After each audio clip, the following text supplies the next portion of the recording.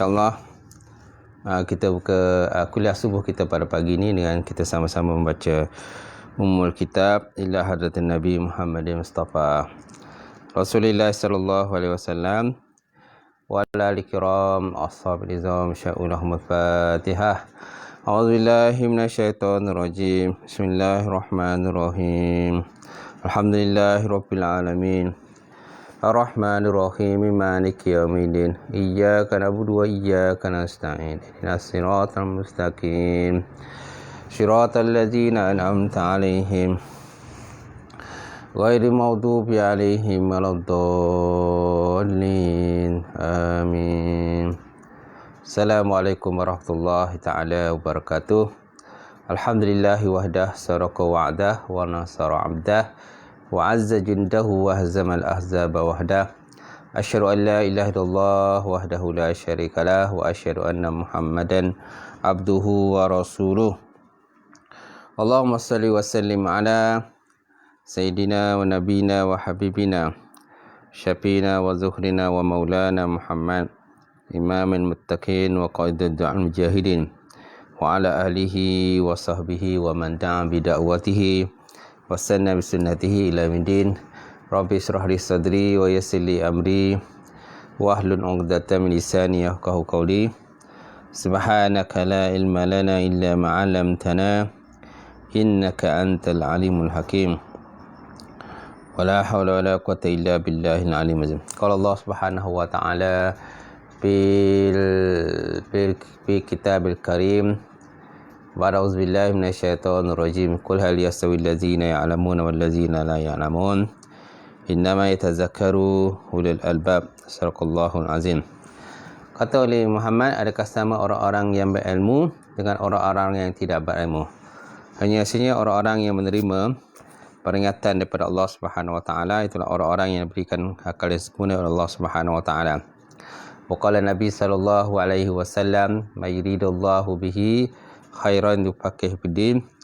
Maksudnya barang siapa dikenaki oleh Allah Subhanahu wa taala akan kebajikan, nescaya diberikan kepahaman di dalam bidang agama.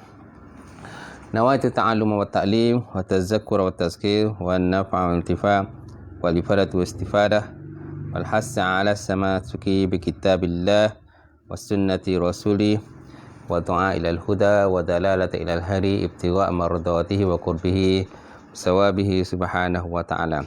InsyaAllah. Apa khabar tuan-tuan? Saya harapkan tuan-tuan semuanya berada dalam sihat dan juga berada dalam perlindungan Allah Subhanahu wa ta'ala. Alhamdulillah, insyaAllah pada pagi ini kita akan sama-sama menyambung tafsiran surah Yasin, iaitulah pada ayat yang ke 77 insyaAllah. Ayat 77, 78 insyaAllah. Dimana Allah Subhanahu wa taala menyebut dalam Quran surah Yasin, awalam yaral insanu anna khalaqnahu min nutfatin fa iza huwa khasimun mubin wa daraba lana masalan wa nasiya khalqah qala man yuhyil izama wa hiya ramim. Qul yuhyihal ladzi ansha'aha awwala marrah wa huwa bikulli khalqin alim. Sadaqallahul azim. Maksudnya, awalam yara insanu anna khalaqnahu min nutfatin fa iza huwa khasimun mubin. Awalam yara insan, adakah tidak engkau melihat kepada manusia? Sesungguhnya kamilah yang menciptanya. Kamilah yang menjadikan akannya min nutfah, daripada campuran air mani. Fa iza huwa khasimun mubin, maka tiba-tiba dia menjadi orang yang membantah, pembantah yang jelas, pembantah yang terang sekali membantah akan seruan dan juga ajakan para nabi dan para rasul mereka. Jadi kita lihat pada tafsiran daripada ayat ini, di mana Allah Subhanahu wa taala dalam ayat ini mengingatkan kepada manusia supaya mereka memperhatikan bagaimana penciptaan manusia itulah. Yang mana asalnya manusia ni sebenarnya tidak ada pun. Asal manusia ni tidak wujud pun.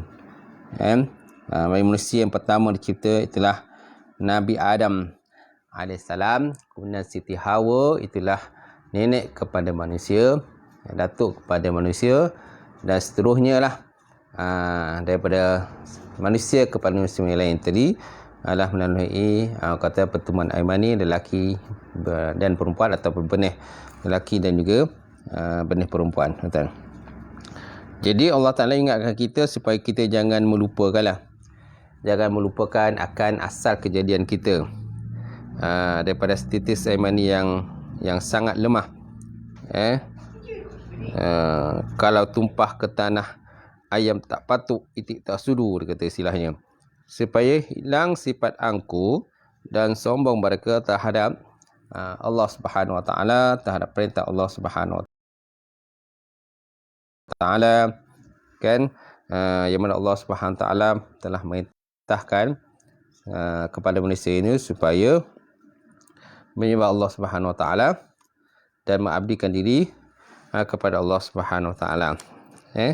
Yang mana Allah Subhanahu Wa Taala itulah yang telah mencipta manusia, yang telah mengolah kejadian manusia tadi daripada bentuk yang hina kepada bentuk yang lengkap, yang mempunyai panca indera yang begitu terang dan jelas, kemudian boleh melihat seluas alam, boleh mendengar, boleh berkata-kata dan sebagainya, kemudian ada hati dan juga perasaan, serta manusia ini dijadikan sebagai khalifah dalam muka bumi Allah Subhanahu Wa Taala ini.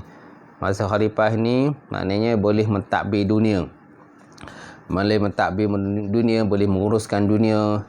Sedangkan makhluk-makhluk lain semuanya adalah makhluk-makhluk yang jumud, makhluk-makhluk yang mati, yang semuanya menurut kepada kehendak manusia. Manusia lah yang akan membentuk dan juga mengolah alam inilah. Macam tu. Tapi walaupun manusia ini diberikan akal yang hebat oleh Allah Subhanahu Wa Taala, tetapi mereka masih lagi belum mampu untuk menguasai alam jagat yang luas, yang terbentang, yang telah pun diciptakan oleh Allah Subhanahu Wa Taala ini.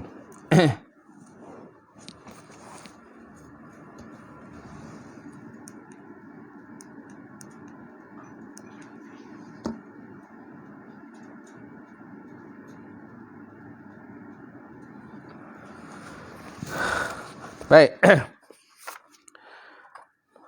Kalau kita lihat firman Allah Subhanahu Wa Taala ini, awalam yara insanu anna khalaqnahu min nutfatin.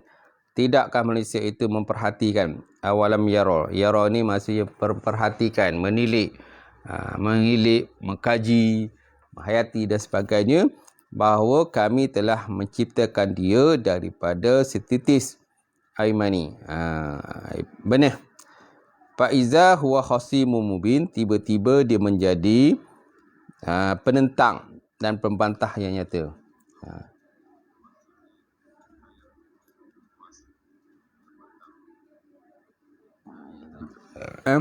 Tiba-tiba tuan-tuan, manusia ni menjadi pembantah ataupun pembangkang yang nyata lah. Di mana apabila Allah Subhanahu Wa Taala telah mengutuskan para nabi dan rasul dan dengan tujuan untuk berdakwah dan mengajak manusia supaya beriman kepada Allah Subhanahu Wa Taala dan menghindarkan diri daripada penyembahan kepada patung berhala ataupun benda-benda lain yang tidak layak disembah, termasuklah manusia. Itulah makhluk yang tidak layak disembah. Tetapi manusia ini orang kata menjadi pembantah atau pembangkang yang nyata dengan membantah ajakan para nabi dan para rasul supaya mereka beriman kepada Allah Subhanahu Wa Taala dan juga orang kata mentaati kepada perintah para nabi dan para rasul dan juga orang-orang yang soleh. Jadi inilah akibatnya apabila manusia jahil dan tak pernah memikirkan asal usul kejadian dirinya dan hubungan dengan dia dengan Allah Subhanahu Wa Taala, padahal asal usulnya daripada benih air mani tadi. Kalau tidak kerana Allah Subhanahu Wa Taala, apalah artinya air mani yang tertumpah? Bahkan betapa banyak air mani yang terbuang dengan tidak tentu tujuannya. Maka dengan kuasa Allah Subhanahu Wa Taala, air mani itu dijadikan manusia melalui tahap perkembangan tertentu dalam kandungan seorang ibu sampailah lahir. Macam tu. Apabila dia lahir, ke dunia terpaksa melalui tempat mengalirnya kotoran pula. Bila dia lahir ke dunia pula terpaksa melalui tempat kotoran. Dan begitulah seterusnya ia dijaga dan diuruskan oleh Allah Subhanahu Wa Taala sampailah manusia boleh menjalani kehidupan dengan sempurna di atas muka Allah Subhanahu Wa Taala, sehinggalah besok sampai masa dan ketikanya dia akan kembali semula lah kepada Allah Subhanahu Wa Taala kan, dan dimatikan, dimasukkan ke alam kubur, kemudian disiasat dia dalam kubur tentang amalan dia ketika dia melakukan ketika hidup dunia, dan di akhirat besok juga dia akan dihisap pula di hadapan Allah Subhanahu Wa Taala untuk ditentukan sama ada ke syurga ataupun ke neraka Allah Subhanahu Wa Taala.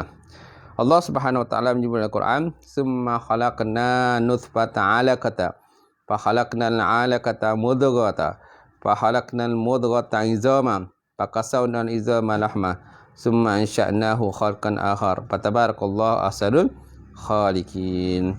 Kemudian kami ciptakan air benih itu menjadi sebuku darah. Summa khalaqna nutfata 'alaqah, kemudian kami jadikan daripada air mani tadi akan segumpal darah.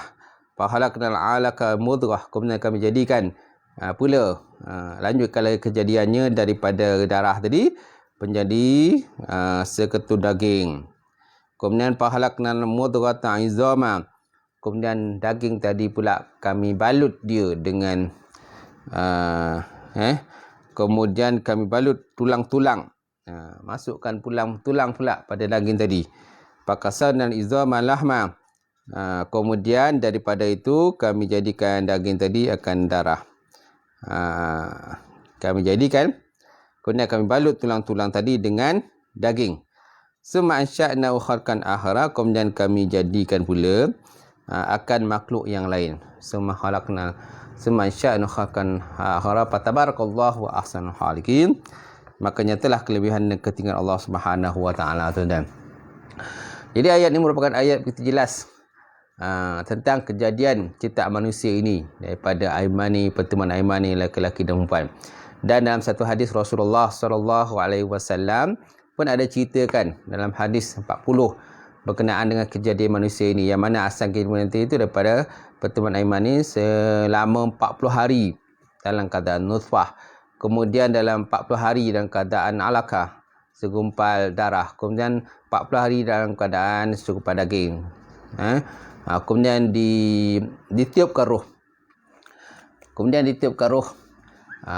Kalau malaikat, kalau Allah SWT berkenaki akan kata janin tadi hidup ke dunia, maka ditiupkan roh. Kalau seandainya Allah Ta'ala tidak nak menghidupkan dia, maka dia akan keguguran yang berlaku pada perempuan tersebut. Tuan-tuan. Baik, kemudian Allah Subhanahu Wa Taala akan minta mereka menentukan akan rezeki dia, kan, rezeki dia, ajar dia, sa'id wa syaqiyun, sama ada bahagia dia ataupun celaka dia ketika hidup dalam akan dunia nanti. Macam tu. Baik. Itulah antara proses kejadian manusia. Dan kalau tuan-tuan lihat, orang kata dalam majalah ke, dalam TV ke sebagainya tentang proses kejadian manusia ni, dalam YouTube pun ada tentang proses kejadian manusia daripada satu tahap kepada satu tahap yang lain, sehinggalah menjadi sempurna, kemudian dilahirkan ke dalam dunia ini dan menikmati akan kehidupan dalam dunia. Kemudian daripada kecil sampai kepada besar sampai ke tua, dan akhirnya meninggal dunia semula. Jadi apakah penjelasan daripada ayat yang pertama, ayat 77 ini? Pertama, sekiranya manusia memikirkan tentang kejadian asal usul kejadian, nescaya dia akan percaya tentang hari kebangkitan semula manusia, bahkan manusia tidak akan sombong dan mengingkari akan perintah Allah Subhanahu Wa Taala. Yang kedua, tak boleh membantahi dan mengingkari tentang hari kebangkitan. Kita tak boleh nak ingkar, kerana kejadian ciptaan ni mudah bagi Allah. Kalau Allah Ta'ala sangat mudah mencipta manusia pada kali yang pertama, maka sudah tentu sangat mudah pula kepada Allah Ta'ala untuk penciptaan kali kedua, penciptaan hari kebangkitan. Walaupun dinafikan orang kafir, manusia ini tak mungkin akan dibangkitkan semula. Manakah mungkin manusia setelah menjadi tanah dan menjadi, orang kata, hancur lebur, tulang-tulang mereka menjadi hancur lebur, bagaimana? Kan mereka akan dimakitkan pula besok di hadapan Allah Subhanahu Wa Taala. Jadi mustahillah pada tanggapan mereka lah. Itu. Kemudian pada ayat 78 Allah Taala sebut dalam Quran, dia kata wa daraba lana masala wa nasiya khalqah qala man yuhyil izama wa hiya ramim. Wa daraba lana masala wa nasiya khalqah qala man yuhyil izama wa hiya ramim.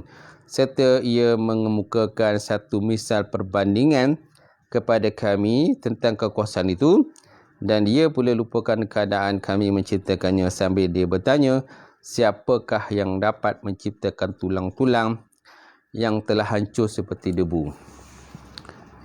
Serta dia mengemukakan satu misal perbandingan. Wa daraba lana masalan wa nasiya khalqah. Ia pula melupakan keadaan kami menciptakan. Jadi telah kemudian dibuatkan misal perbandingan penciptaan manusia, tetapi manusia ini melupakan jugalah tentang proses kejadian diri dia. Kemudian dia berkata, may yuhyil izama wa hiya ramim. Qala may yuhyil izama wa hiya ramim. Siapakah yang dapat menghidupkan tulang-tulang telah hancur menjadi tanah ataupun menjadi debu? Jadi orang kafir mengukakan satu misal perbandingan kepada kami tentang kekuasaan itu. Mereka mempersamakan Allah dengan manusia. Jadi apakah maksud perbandingan ini yang dikukakan oleh orang kafir? Perbandingannya maksudnya mereka nak serupakan manusia ini dengan Allah Subhanahu Wa Taala.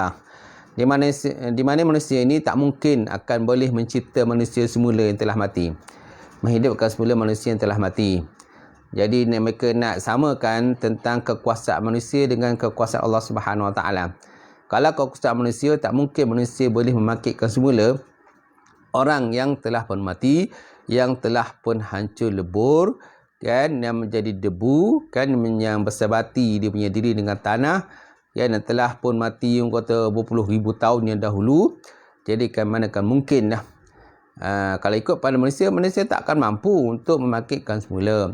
Jadi mereka buat perbandingan manusia ini dengan Allah Subhanahu Wa Taala.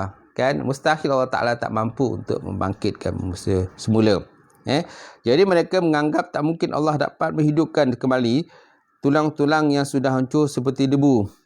Jadi mereka nak serupakan kan kekuasaan manusia dengan kekuasaan Allah Subhanahu Wa Taala. Yang mana manusia tak mungkin menghidupkan orang yang telah mati.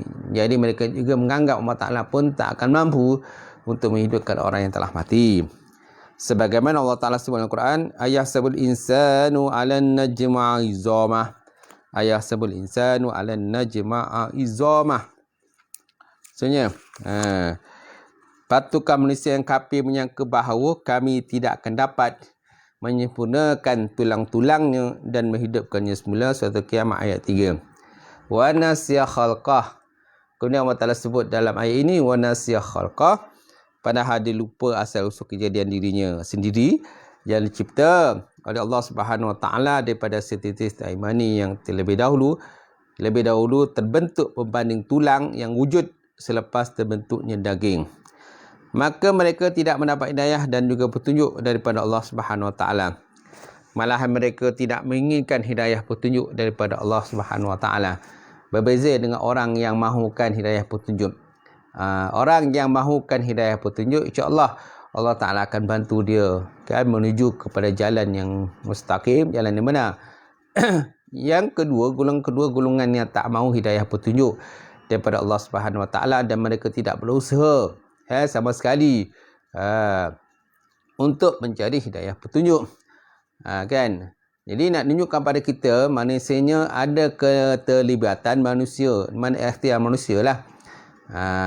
Jadi disebabkan ada usaha dan ikhtiar manusia, manakah setiap sesuatu kejadian berlaku dalam dunia ini tidak boleh disalahkan dengan kepada Allah Subhanahu Wa Taala. Kerana manusia ada usaha dan ikhtiar. Terpulanglah pada manusia itu nak sama ada nak berjaya ataupun tak nak berjaya, nak beriman ataupun tidak beriman. Kalau dia nak beriman, maka Allah Ta'ala akan bantu dia untuk beriman kepada Allah.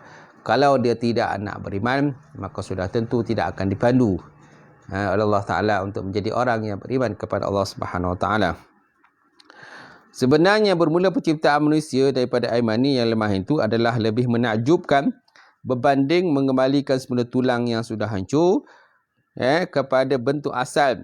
Sebagaimana firman Allah Subhanahu Wa Taala, Afa'ayina bil khalqil awal. Afa'ayina bil khalqil awal. Balhum fi labasim min khalqin jadid. Surah Al-Kahf ayat 15. Maksudnya apa tuan-tuan? Setelah mereka melihat dan memperhatikan makhluk-makhluk yang kami ciptakan, maka adakah kami telah lemah dengan penciptaan yang pertama itu? Afa'ayina bi khalqil awal. Adakah kami lemah untuk menciptakan dengan penciptaan yang pertama sehingga kami tak dapat mencipta semula pencipta kali kedua? Bal hum fi labsim min khalqin jadid. Bahkan mereka berada dalam keadaan keliru dan ragu-ragu tentang ciptaan makhluk-makhluk, maknanya hidup semula dalam bentuk yang baru, tuan-tuan. Kita lihatlah kejadian dalam alam ini dengan makhluk-makhluk yang terdapat di udara, makhluk-makhluk yang terdapat di daratan, makhluk-makhluk yang terdapat di lautan, tuan-tuan. Bagaimana makhluk itu diciptakan oleh Allah Subhanahu Wa Taala dengan penciptaan yang sangat cantik, penciptaan yang sangat sempurna. Tuan-tuan tengoklah ikan-ikan yang berenang di lautan. Macam mana ikan boleh berenang dalam lautan? Jadi berbeza dengan manusia yang hidup di daratan ini. Kita tak boleh hidup dalam lautan tanpa alat pernafasan. Begitu juga binatang, ikan tak boleh hidup di daratan. Kerana tabiat kejadian binatang ikan ini ialah mesti hidup di dalam lautan, hidup dalam air. Kalau dia keluar daripada air, maka alamatnya dia akan mati. Begitu juga manusia, kalau manusia ini berenang ataupun hidup terlampau lama dalam air, maka menyebabkan manusia akan mati. Siapakah yang mencipta akan proses kejadian ini? Siapakah yang menentukan sesuatu itu hidup dalam air ataupun sesuatu itu hidup di daratan ataupun sesuatu itu di udara? Tuan-tuan, berterbangan di udara. Tengoklah tuan-tuan kejadian burung yang terbang di udara, yang boleh kata berjam-jam berada di udara, tuan-tuan. Tanpa adanya perasaan penat, letih, lelah dan sebagainya. Ini merupakan salah satu daripada kehebatan kejadian. Dan tuan-tuan fikirlah sendirilah kejadian-kejadian lain yang terdapat di muka Allah Subhanahu Wa Taala ini. Jadi ke mana kita punya pemikiran kita kalau kita merasakan kita ni hebat, kita ni kata bagus sangat sehingga kita merasakan Allah Ta'ala ini tak mampu untuk mencipta manusia balik. Jadi mustahil Allah Ta'ala tidak mampu mencipta manusia semula pada kejadian yang kedua kali nanti. Kemudian Allah Ta'ala sebut dalam Quran, qala man yuhyil izama wa hiya ramim.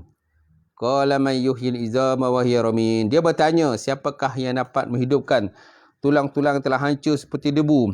Berkata Ibn Jauzi dalam tafsirnya Zad Masir, kalau dilihat kepada sebab khusus ayat ini dan ayat sebelumnya, turun kepada siapa? Maka terdapat 5 pandangan. Jadi ayat ni turun kepada siapa? Asbabun nuzul. Kerana setiap ayat ni dia ada asbabun nuzul, pada sebab-sebab daripada turun ayat. Ayat firman Allah Subhanahu Wa Taala. Jadi terdapat beberapa pendapat menyatakan tentang turun ayat ini. Pertama, dia berkenaan dengan kisah Ubay bin Khalaf, di mana diriwayatkan bahawa pada suatu ketika Ubay bin Khalaf mendatangi Nabi Muhammad sallallahu alaihi wasallam sambil membawa bersamanya seketul tulang yang reput. Kemudian beliau menghancurkannya dan seterusnya membiarkannya terbang ke oleh angin. Kemudian beliau berkata, "Ya Muhammad, may yuhyi haza wa huwa ramim." Ya Muhammad, may yuhyi haza wa huwa ramim. Wallahu yuhyihi wa yumituhu summa yudhilluka an-nar. Wahai Muhammad, ini pertanyaan daripada Ubay bin Khalaf. Siapakah ya Muhammad, siapakah yang mampu menghidupkan semula tulang ini sambil ia sudah hancur berkecai menjadi debu? Ya Muhammad, may yuhyi haza wa huwa ramim. Wahai Muhammad, siapakah yang mampu mencipta, menghidupkan semula kan tulang yang sedangkan dia sudah hancur lebur, berdebu, kecai. Lalu Nabi Muhammad SAW bersabda, dia kata, wallah yuhihi wa yumitihi. Allah Ta'ala lah yang akan menghidupkan dan Allah Ta'ala yang mematikan, kemudian dia akan memasukkan kamu dalam neraka. Itu jawapan daripada baginda Rasulullah SAW terhadap Ubay bin Khalaf. Di mana pertanyaan Ubay bin Khalaf ni sebenarnya bukan dia orang kata dia tanya tu bukan nakkan penjelasan, tetapi pertanyaan tadi lebih kepada orang kata penghinaan atau cuba menghina baginda Rasulullah sallallahu alaihi wasallam. Okey. Dan akhirnya Ubay bin Khalaf itu terbunuh dalam peperangan Uhud. Ini pandangan daripada Mujahid, Qatadah, Jumhur dan Qur'an Asim. Ubay bin Khalaf bin Al-Jumahi. Ubay bin Khalaf Al-Jumahi, bukan Ubay bin Khalaf, Ubay bin Salul. Ubay bin Salul itu lain, itu golongan munafik. Ubay bin Salul itu golongan munafik, ketua golongan munafik di Madinah yang berpura-pura Islam tetapi sebenarnya dia kafir dan menentang baginda Rasulullah sallallahu alaihi wasallam. Ada satu riwayat pula menyatakan bahawa ayat ini diturunkan berkenaan dengan kisah As bin Wa'il As-Sahmi, di mana beliau mengambil seketul tulang yang sudah reput. Dia ambil satu tulang sudah reput, lalu dia memecahkannya kecil-kecil dengan tangannya, kemudian berkata kepada baginda Rasulullah sallallahu alaihi wasallam, ayuhyillahu haza ba'dama aramma. Ayuhyillahu haza ba'dama aramma. Qala na'am. Yumituka Allah summa yuhyika summa yudhiluka nar jahannam. Nuzil ayat awalam yan insan. Okay, sehinggalah tu ayat. Maksudnya apa tuan? Adakah Allah Ta'ala boleh menghidupkan tulang-tulang setelah hancur? Ini pertanyaan daripada As bin Wa'il As-Sahmi. Dia tanya kepada Rasulullah SAW.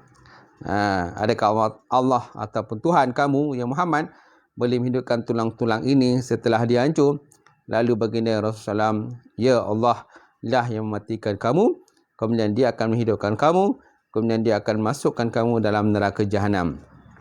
Lalu turun ayat 77 sehingga ayat 79 dalam surah dalam surah Yasin ini. Kemudian ada satu riwayat pula kisah daripada Abdullah bin Ubay bin Salul. Ini ketua munafik. Abdullah bin Ubay bin Salul. Kisah seperti di atas jugalah, lebih kurang sama juga dengan kisah yang tadi Ubay bin Khalaf. Kemudian kisah Abu Jahal bin Hisham. Kisahnya lebih kurang sama juga, mana mengambil tulang yang reput. Kemudian Umayyah bin Khalaf pun sama jugalah kisahnya berkenaan dengan tulang reput ni. Jadi masing-masing mengambil tulang reput dan mereka akan berkata ataupun hujah di depan baginda Rasulullah SAW dan memperhinakan Nabi, ya Muhammad, siapakah yang mampu untuk menghidupkan tulang yang telah hancur ataupun telah reput? Sekesimpulannya, berkata Ibn Ashur, semua pandangan ini mempunyai riwayat dan juga sandaran. Maka kemungkinan ia berlaku berulang kali oleh orang yang berbeza yang datang untuk mempersendakan baginda Rasulullah SAW. Jadi kemungkinan banyak orang yang datang kepada Nabi untuk membawa tulang-tulang geput ni, tulang-tulang geput yang mendakwa, bagaimana Allah Ta'ala boleh, mereka akan bertanya kepada Nabi, siapakah, adakah Allah Ta'ala mampu untuk menghidupkan semula tulang reput ini?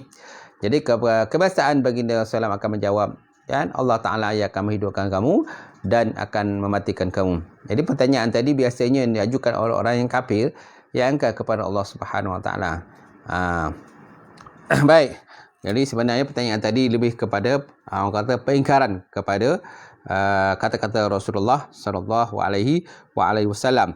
Jadi apakah penjelasan pada ayat ini? Pertama, melupai asal-usul kejadian akan melahirkan manusia yang angkuh dan sombong yang bawa kepada kufuran. Yang kedua, dibenarkan berdebat dengan cara tegas dan keras terhadap orang-orang yang zalim, munasabah dan bersesuai dengan kekerasan yang mereka sendiri muliakan. Allah Ta'ala sebut dalam Quran, wala tujadilu ahlul kitab illa billati yahsanu illa allazina zalmu minhum. Dan janganlah kamu berahas dengan ahli kitab melainkan dengan cara yang baik, kecuali orang-orang yang berlaku zalim. di antara mereka, wala tujadilu ahlul kitab illa billati ya ahsan illa allazina zalamu minhum. Kemudian pada ayat yang ke-79, okay, pada ayat ke-79 Allah Subhanahu Wa Taala sebut dan kata kul yuhyihal ladzi ansha'aha awwal marrah wa huwa bikulli khalqin alim. Kul yuhyihal ladzi ansha'aha awwal marrah wa huwa bikulli khalqin alim. Katakanlah ya Muhammad, tulang-tulang yang hancur itu akan dihidupkan oleh Tuhan kamu yang telah menciptakan daripada awal mula kejadian manusia, dan dia amat mengetahui akan segala keadaan makhluk-makhluk yang telah diciptakan dia. Jadi apakah tafsir pada ayat yang ke-79 ni? Apabila Ubay bin Khalaf bertanya siapakah yang dapat menghidupkan tulang-tulang yang telah hancur seperti debu, maka Allah Ta'ala memberikan jawapannya pada ayat 79 ini. Qul yuhyihal ladzi ansha'aha awwal marrah wa huwa bi khalqin alim. Tulang-tulang yang hancur itu akan dihidupkan. Kata oleh Muhammad, kan Allah Ta'ala yang menciptakannya pada awal mula kejadian. Dialah yang menghidupkan nanti. Yuhyihal ladzi ansha'aha awwal marrah. Siapakah yang akan menciptakan semula? Daripada penciptaan kali pertama. Sudah tentu Allah Subhanahu Wa Taala. Wahwa, dan dianya Allah Subhanahu Wa Taala itu bi kulli khalqin alim. Dengan setiap kejadian itu Allah Ta'ala maha mengetahui bagaimanakah setiap kejadian tadi. Macam manakah penciptaan dia daripada proses kejadian. Kerana manusia ni, kan, proses kejadiannya, dia akan memakan masa yang lama sikit lah untuk dia boleh melihat, boleh mendengar, boleh berkata dan sebagainya. Ya? Tidak seperti proses kejadian binatang. Di mana proses kejadian binatang ini maknanya keluar-keluar lahir je dah boleh berjalan. Manusia ni keluar-keluar lahir belum tentu boleh berjalan. Dia akan makan masa, dia akan ada bertatih dan sebagainya. Kan, merangkak, bertatih, jalan jatuh dan sebagainya, barulah dia boleh akan berjalan. Berbeza dengan kejadian makhluk yang lain seperti binatang, yang mana binatang ini tidak makan masa yang lama untuk dia akan bangun dan boleh berjalan. Malahan ikan dalam air pun kalau tuan-tuan lihat, kalau contohnya ikan paus, kan, ikan paus ke ataupun ikan-ikan yang lain, ya, yang proses kejadiannya dalam yang jenis melahirkan ni, bukan bertelur tapi jenis melahirkan anak ini dalam air ni. Dan dalam lautan tu, bila dia dilahirkan saja oleh ibunya, dia dah boleh, orang kata, berenang. Dia dah boleh berenang, dia boleh follow akan ibu dia tu kan. Itulah kehebatan kejadian Allah Subhanahu Wa Taala. Qul yuhyihal ladzi ansha'aha awwal marrah.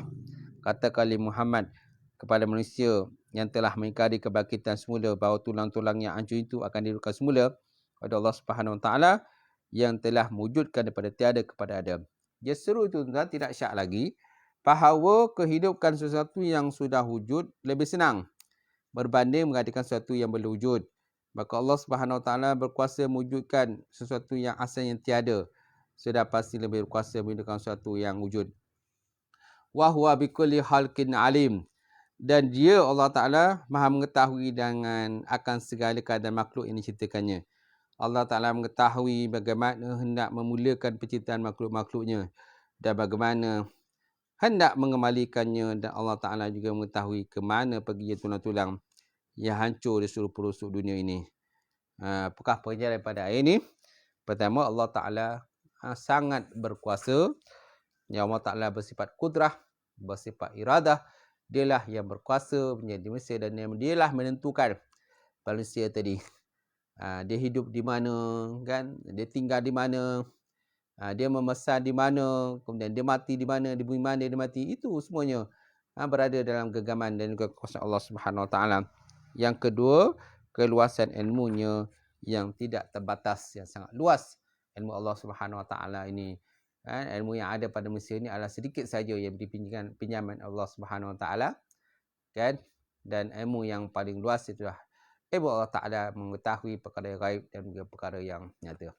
Sekadar itulah 3 ayat yang kita dapat berkongsi pada pagi ini. Dengan mudah-mudahan dengan 3 ayat yang kita bincangkan pada pagi ini, sebanyak akan dapat menambahkan ilmu kita, menambahkan keyakinan kita, ketakwaan kita kepada Allah Subhanahu Wa Taala, dan yakinlah pada kita bahawa suatu hari nanti akan berlakunya kiamat.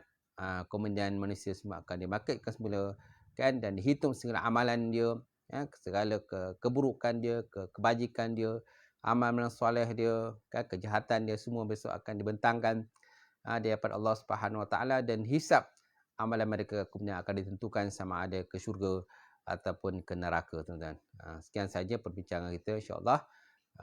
Jadi sebelum kita menamatkan perbincangan kita, kita membaca sedikit doa, mohon kepada Allah Subhanahu Wa Taala untuk dimudahkan segala urusan kehidupan kita. Auzubillahi minasyaitonir rajim. Bismillahirrahmanirrahim. Alhamdulillah rabbil alamin, wassalatu wassalamu ala asyrafil mursalin wa ala alihi washabbihi ajmain. Allahumma zidna himan nafi'a wa yaqina as-sadiqa ma'alam taqabbala. Wariskan halalan mubarakatan kasira wasiyan ya fatta ya alim. Nawalana qulubana bi nuri ma'rifataka wa aftah lana arifin. Allahumma faqina fid din. Allahumma faqina fid din. Allahumma ja'al hadza jam'al marhumah wa tafarruqana min ba'di tafarruqal masam. Tawassalna bi zatil jabarut wa tasamna bi zatil malagun wa tawakkalna ala hayyil ladzi la yamut. Allahumma sif anna hadzal waba wa qina syarral wada wa najina minat ta'ni wa ta'ul bala. Bilutfika ya latif ya khabir ya arhamar rahim. Rabbana zalamna anfusana wa lam taghfir lana wa tarhamna lanakunanna minal khasirin. Rabbana la tuzigh qulubana ba'da idh hadaytana wa hab lana min ladunka rahmah innaka antal wahhab. Allahumma nas'aluka salamatan fid din wa afiyatan fil jasad wa ziyadatan fil ilmi wa barakatan fil rizqi wa taubatan qabla al maut wa rahmatan indal mawfinatan ba'da. Allahumma hawil alaina fi sakaratil maut wa najatan minna wa afina hisab. Rabbana atina fid dunya hasanah wa fil akhirati hasanah wa qina azabannar. Subhana rabbika rabbil izzati amma yasifun wassalamu alal mursalin. Alhamdulillah.